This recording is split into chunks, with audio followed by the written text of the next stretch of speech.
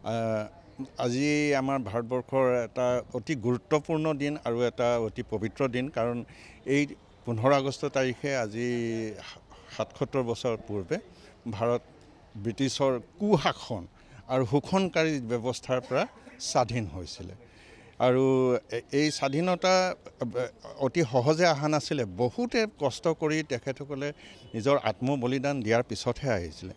গতিকে আজি এই স্বাধীনতা দিৱসত আমি সৰ্বপ্ৰথমতে সেইসকল মুক্তিযুঁজাৰু সকলোকে আমাৰ কোটি কোটি প্ৰণাম আৰু শ্ৰদ্ধাঞ্জলি আগবঢ়াইছোঁ। দেশৰ ৭৮তম স্বাধীনতা দিৱস উপলক্ষে প্ৰথমতেই যিসকল মহান আত্মাৰ মহান ত্যাগৰ বাবে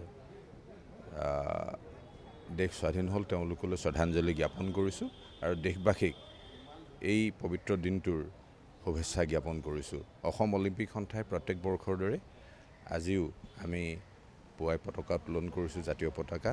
আৰু আমাৰ আজি অনুষ্ঠানৰ মুখ্য অতিথি তথা উত্তোলক আছিল প্ৰথমগৰাকী অসমীয়া, যিগৰাকী দেশৰ সেনাৰ দ্বিতীয় সৰ্বোচ্চ পদ অধিকাৰ কৰিছিল, প্ৰণৱ কুমাৰ ভৰালী ডাঙৰীয়া। তেখেতে পতাকা উত্তোলন কৰে আৰু দিনটো বিভিন্ন কাৰ্যসূচীৰে স্বাধীনতা দিৱস উদযাপন কৰা হ'ব।